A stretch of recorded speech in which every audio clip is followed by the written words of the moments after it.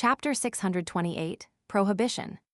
Upon seeing Cynthia's huge fair body with tree warts and flowers growing on it as though she was a tree, as well as hearing her shy, reluctant request, Klein couldn't help but shudder as his hair stood on end. Such a scene exceeded a horror conceivable by human imagination. He had never encountered something like this even in his dreams. If he were himself back when facing Megos in Tingen, Klein definitely would have been affected by such a scene. He would have temporarily lost his ability to react due to the horror and panic, but after experiencing so much, he was an experienced beyonder in the true sense of the word. In the moment that Cynthia's words entered his ears, the glove on his left hand had already changed colors. It had turned black, emitting a noble and sinister feeling. This meant that Klein had activated creeping hunger and had switched to Wormtongue Mither's soul, giving him the powers of a baron of corruption. At that instant, he distorted Cynthia's words, turning Admiral, "I want to have a child with you," to Admiral, "I only wish to have a child with you." This way, Klein believed that the bodyguards and male attendants around the tree-like monster would be pushed away, far away by Cynthia, after having her will distorted, giving them a chance for a breather. As for whether he would expose himself as a fake Admiral Amirius, he didn't care. At this moment, anyone who was still bothered about whether the true acting would be successful would definitely be someone with a serious case of obsessive-compulsive disorder, and he clearly was. In addition, in an environment with all sorts of desires being magnified to the limit, Klein suspected that the others who had been influenced weren't paying attention to the battle or the actual situation. The Baron of Corruption's distortion power was activated silently, but Klein was appalled to discover that nothing changed with Cynthia or the men's actions. They weren't affected at all. "I've already used distortion. The mutated Cynthia is able to directly resist such an influence." Klein's pupils constricted as he hurriedly jumped to the side. A brown tree branch sprouted out from where he was standing as a sticky flower bloomed at its tip. The flower was abnormally large. As it bloomed, it seemed like it was about to swallow a person whole. Although Klein had never seen cannibalistic flowers in the southern continent's rainforests, he didn't believe that they were any less terrifying or ridiculous as the one before him. Pa pa pa. Similar branches drilled out from the walls, floor, and ceiling as they chased after Klein with their moist flowers. During this process, the flowers bit down on Secretary Lewin's head, as well as the bodyguards, male attendants, and maidservants who were gyrating in pleasure on the surrounding carpet. At this moment, having learned the lesson that his distortion powers would be resisted, Klein didn't hesitate to pull out his right hand, a dark gold high-level charm clasped tightly in his palm. Ninth Law. He originally didn't plan on using the charm so quickly. It wasn't because he couldn't bear to use it, but he wished to engage in a longer battle to determine what Cynthia was good at after mutating into a monster. Only then could he target her weaknesses. After all, the Ninth Law was unable to make a general prohibition, and the clause had to be sufficiently specific. For example, it couldn't make Beyonder powers ineffective in the area, but it could specify the nullification of a specific Beyonder power. To use it to its fullest, he needed to observe carefully and make sound judgment.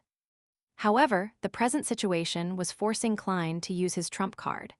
Otherwise, he suspected that he had no means of damaging this tree-like monster. If the Ninth Law charm isn't able to create an environment that allows me to kill the monster, I'll have to immediately escape from the villa with its help. I will lead Cynthia outside and find a chance to prey. I'll use the sea god scepter above the gray fog to bombard it with attacks. Just as the thought flashed in his mind, Klein, who had been constantly jumping amidst the attacking tree branches and flowers, solemnly chanted a word in ancient Hermes, Law. As the activation incantation resounded, the dark gold charm in Klein's palm instantly turned ice cold. It was a coldness that seemed to make one lose any emotions. At that instant, Klein reached an extremely calm state. In the moment he threw out the Ninth Law charm, his thoughts rapidly surfaced as he considered what to prohibit.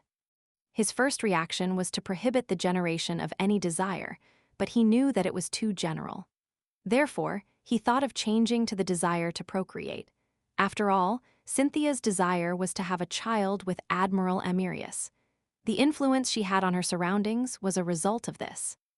Just as the ninth law charm was flying in midair, turning into bits of dark gold beams of light that scattered into the surroundings, Klein suddenly thought of a problem. Cynthia was only an ordinary person prior to this. This is a certain fact. Over the past 3 nights, Klein had used spirit vision, divination, and other methods to repeatedly confirm that Cynthia wasn't a beyonder. Similarly, she would have long been discovered by Admiral Amirius, who could distinguish between ordinary people and beyonders. Therefore, her sudden transformation into a mutated monster was a problem he needed to pay close attention to. Could it be like Megos? She became a vessel of an evil god's descent through some form of ritual? No, if there's a ritual, it's impossible for me not to discover it. My spiritual intuition would have warned me not to activate my spirit vision and not look straight at Cynthia. It's some item or trait on her body that has an external force projected on her. Therefore, there weren't any problems the previous 2 nights until she suddenly mutated today. Regardless, the terror from her comes from somewhere else and not her body. Klein quickly made a judgment in 2 seconds. Without any hesitation, he seized the opportunity and said in a solemn tone, "This place is prohibited from having any interaction with the outside world." The ancient Hermes words, which were filled with mystery, instantly spread out as the dark golden light scattered everywhere and intertwined with the countless law-like symbols and magic labels before merging into the void. Hum! There was suddenly a light hum in Klein's ears, as he seemed to see the formless light filled with desire get expelled out of the room. Immediately following that, the illusory and resplendent cosmos appeared before his eyes. They were points of bright stars. Pa, pa. Klein's eyes burst as fluid, a mixture of blood and plasma, gushed out horrendously. Although he had used the ninth law charm to isolate any external influence, the level of the power was extremely high. Just a normal level of recoil was enough to penetrate the natural protection of the high-level charm and burst his eyes. This damage came abruptly and without any warning signs. Klein didn't even have the chance to use paper figurine substitutes, just like Mariontist Resego from back then. If not for the ninth law charm, his eyes might not have been the only things that burst. He might have turned into a monster just like Cynthia. Meanwhile, the tree-like Cynthia came to a stop as her body began crumbling, turning into flesh and blood with brownish-green warts. The surrounding bodyguards and male attendants plopped to the ground, unconscious. Cynthia's head was embedded in the blob of flesh as she muttered to herself, "Admiral, I want to have a child with you. Admiral, I want to have a child with you." She tried hard to extend the remaining tree branches on the ceiling and walls, binding Klein, who was still in a dazed state as a result of the recoil, and she pulled him towards herself. The moment Klein recovered a little, he immediately began struggling desperately. Despite his attempts to snap his fingers to light a fire or switch the powers of creeping hunger, he failed because his hands and arms were bound tightly. With the help of his clown powers, he saw the brownish-green warts approach. Stirred, Klein changed his appearance, turning his appearance from Admiral Amirius to Jayaman Sparrow, a Jayaman sparrow with bleeding eyes. The binding tree branches paused as they mysteriously released their hold. They began flailing everywhere as though in an attempt to grab at something.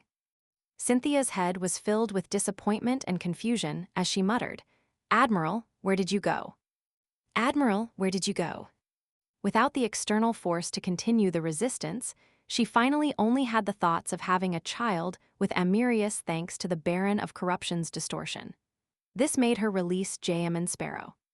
Klein flipped to his feet and covered his eyes with his right hand and pulled downwards abruptly, moving the horrendous wound towards his left shoulder. As his left shoulder became mangled, creeping hunger was tainted with a pure and resplendent glow. Klein looked at Cynthia's head in the pile of flesh and blood with pity as he spread out his arms. A holy flame which swirled around a pillar of pure light descended from the sky, enveloping the monster that had been reduced to flesh and blood.